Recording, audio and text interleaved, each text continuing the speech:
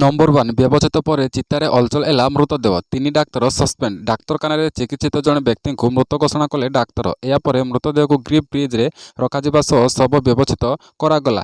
ଏହାପରେ ମୃତଦେହକୁ ଶ୍ମଶାନରେ ନିଆଗଲା। ମାତ୍ର ସେଠାରେ ଚିତା ଉପରେ ଶୋଇଥିବା ମୃତଦେହଙ୍କର ହଠାତ୍ ଶ୍ୱାସପ୍ରଶ୍ୱାସ ଚାଲିଗଲା ଓ ଦେହରେ ଅଲଚଲ ଦେଖାଗଲା। ଶେଷରେ ଚିତାରୁ ଉଠାଇ ଆଣି ତାଙ୍କୁ ମେଡିକାଲରେ ଭର୍ତ୍ତି କରାଯାଇଛି। ଏପରି ଏକ ଆଶ୍ଚର୍ଯ୍ୟଜନକ ଘଟଣା ରାଜସ୍ଥାନରୁ ଝୁନଝୁନୁ ସହରରେ ଘଟିଛି। ରୋଗୀଙ୍କ ଜୀବନ ସହ ଖେଳିଥିବା ଯୋଗୁଁ 3 ଡାକ୍ତରଙ୍କୁ ସସ୍ପେଣ୍ଡ କରାଯାଇଛି। ଝୁନଝୁନୁର ବଗଡ଼ମା ସେବା ସଂସ୍ଥାର ଆଶ୍ରମ ଗୃହରେ ରୋହି ଦାସ ନାମକ 45 ବର୍ଷୀୟ ବ୍ୟକ୍ତି କିଛି ବର୍ଷ ହେଲା ରହି ଆସୁଥିଲେ।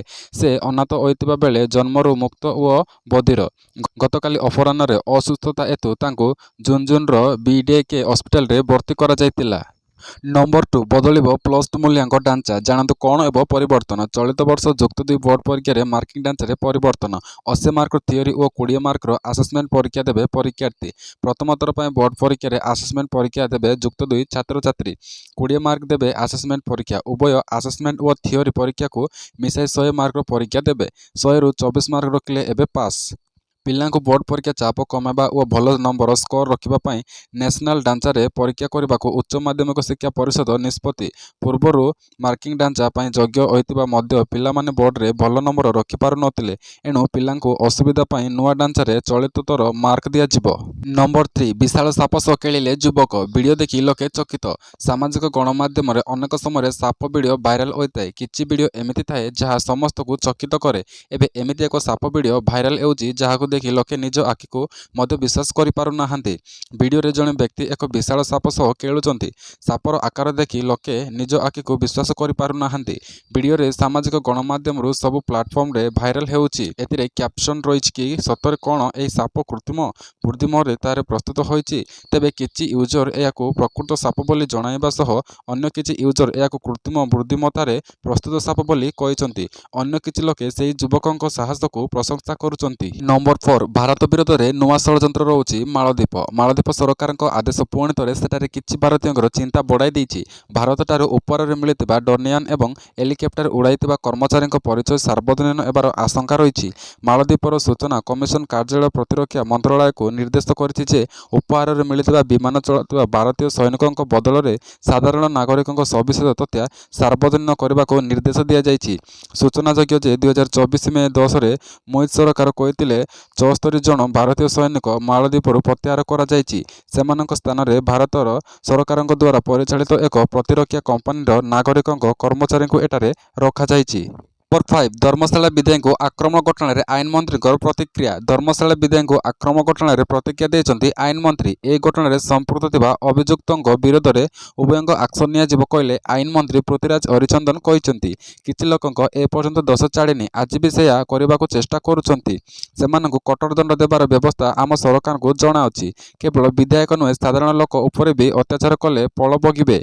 ଏଭଳି ଘଟଣା ଭବିଷ୍ୟତରେ ଯେଭଳି ନ ହେବ କଡ଼ା ଅଭିମୁକ୍ତି ଗ୍ରହଣ କରାଯିବ। ତେବେ ଯାଜପୁର ଟାଉନ ନିକଟବର୍ତ୍ତୀ ବୁଢ଼ା ନଦୀ ପୋଲ ନିକଟରେ ଧର୍ମଶାଳା ବିଧାୟକ ହିମାଂଶୁ ଶେଖରଙ୍କୁ ମାଡ଼ ମାରିବା ଘଟଣା ସଦର ଥାନା ପୋଲିସ 10 ଜଣଙ୍କୁ ଗିରଫ କରିଛି। ନମ୍ବର 6 ମ୍ୟାଜିକ୍ ନମ୍ବର ନ ଛୁଇଁଲେ ବି ସରକାର ଗଢ଼ିବ ମାୟାବତୀ। ଜାଣନ୍ତୁ ଭାଜପାର ପ୍ଲାନ୍ ବି। ମହାରାଷ୍ଟ୍ର ନିର୍ବାଚନ ବୋର୍ଡ ସରିଛି। ବର୍ତ୍ତମାନ ଫଳାଫଳକୁ ଅପେକ୍ଷା କରାଯାଇଛି। ନିର୍ବାଚନ ଫଳାଫଳ କାହା ସପକ୍ଷରେ ରହିବ ତାହା ଉପରେ ଦେଶରେ ନଜର ରହିଛି। ଏହି ସମୟରେ ଅନେକ ଏକ୍ଜିଟ୍ ପୋଲ ସାମ୍ନାକୁ ଆସିଛି। ଅଧିକାଂଶ ଏକ୍ଜିଟ୍ ପୋଲ ମାୟାବତୀ ସପକ୍ଷରେ ପୂର୍ବାନୁମାନ କରିଛି। ଏକ୍ଜିଟ୍ ପୋଲ ମାୟାବତୀ ସରକାର ଗଠନ କରିପାରେ, ତଥାପି ଏକ୍ଜିଟ୍ ପୋଲ ବିଶ୍ୱାସ କରିବା କଥା ନୁହେଁ। ତେଣୁ ସମସ୍ତ ଦଳ ନିଜ ନିଜ ପ୍ରସ୍ତୁତି ଆରମ୍ଭ କରିସାରିଛନ୍ତି। ବର୍ତ୍ତମାନ ପ୍ରଶ୍ନ ହେଉଛି ଯଦି ମାୟାବତୀ ମ୍ୟାଜିକ୍ ନମ୍ବର ନ ପହଞ୍ଚେ ତାହେଲେ ଏହାର ସରକାର କିପରି ଗଠନ ହେବ?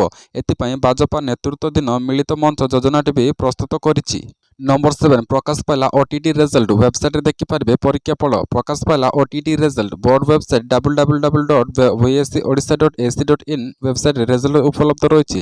ବିଦ୍ୟାର୍ଥୀମାନେ ନିଜ ରୋଲ ନମ୍ବର ଜରିଆରେ ରେଜଲ୍ଟ ଦେଖିପାରିବେ। ଓଡ଼ିଶା ଶିକ୍ଷାଗତ ଯୋଗ୍ୟତା ପରୀକ୍ଷା ବା ଓଡ଼ିଶା ଟିଚର୍ସ ଏଲିଜିବିଲିଟି 2024 ଅଗଷ୍ଟ 17 ତାରିଖରେ ହୋଇଥିଲା। 2ଟି ପେପର ବିଶିଷ୍ଟ ପରୀକ୍ଷା। ପ୍ରଥମ ପେପର ସକାଳ 9ଟାରୁ ଦିନ 11:30 ଏବଂ ଦ୍ୱିତୀୟ ପେପର ଅପରାହ୍ନ 2ଟାରୁ 4:30 ପର୍ଯ୍ୟନ୍ତ ହୋଇଥିଲା। ଏହି ପରୀକ୍ଷା ପାଇଁ ରାଜ୍ୟରେ ମୋଟ ମୋଟ 1,41,278 ଜଣ ପରୀକ୍ଷାର୍ଥୀ ଆବେଦନ କରିଥିଲେ। ପରୀକ୍ଷା ଲାଗି ବୋର୍ଡ ପକ୍ଷରୁ ରାଜ୍ୟରେ 430ଟି ସେଣ୍ଟର ଚୟନ କରାଯାଇଥିଲା। ନମ୍ବର 8 ରାତି ଅଧରେ ରାଜଧାନୀରେ ହାଇଡ୍ରାମା, ଯୁବକଙ୍କୁ ନିର୍ଦ୍ଧୁମ ଛେଚିଲେ ଯୁବତୀ। ରାତି ଅଧରେ ରାଜଧାନୀରେ ହାଇଡ୍ରାମା, ଯୁବକଙ୍କୁ ଗାଲକୁ ଗାଲ ସେକିଦେଲେ ଯୁବତୀ। ଏଭଳି ଘଟଣା ଦେଖିବାକୁ ମିଳିଛି ମଞ୍ଚଳେଶ୍ୱର ଅଞ୍ଚଳରେ। ଗୁରୁବାର ରାତିରେ ମଞ୍ଚଳେଶ୍ୱର ଶିଳ୍ପଟାଳି ଥିବା ଏକ ଘରୋଇ ହସ୍ପିଟାଲ ନିକଟରେ ହାଇଡ୍ରାମା ଦେଖିବାକୁ ମିଳିଥିଲା।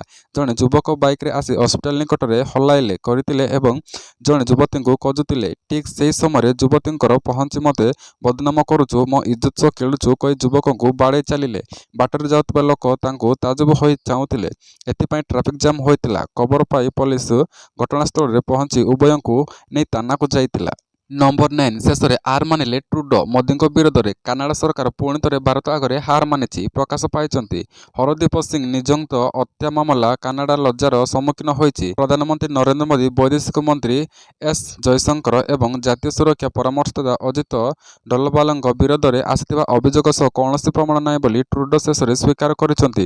ଏଥିସହ ଟ୍ରୁଡୋ ସରକାର କହିଛନ୍ତି ଏପର୍ଯ୍ୟନ୍ତ ଏହାର କୌଣସି ସୂଚନା ନାହିଁ। ହରଦୀପ ସିଂ ନିଜର ଜଣେ ଖାଲିସ୍ତାନୀ ସମର୍ଥନ ଥିଲେ ଏବଂ ଭାରତୀୟ ଆତଙ୍କବାଦୀ କାର୍ଯ୍ୟକଳାପରେ ସମ୍ପୃକ୍ତ ଥିବା ଅଭିଯୋଗ ହୋଇଥିଲା।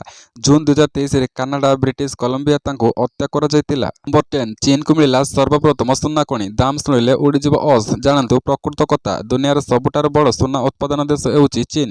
ଏହାପରେ ଏକ ଡ୍ରାଗନକୁ ମିଳିଯାଇଛି ସୁନା ଖଣି। ଉନ୍ନତପ୍ରାପ୍ତ ଅଞ୍ଚଳରେ ଚୀନକୁ ଏକ ବିଶାଳ ସୁନାର ଭଣ୍ଡାର ମିଳିଛି।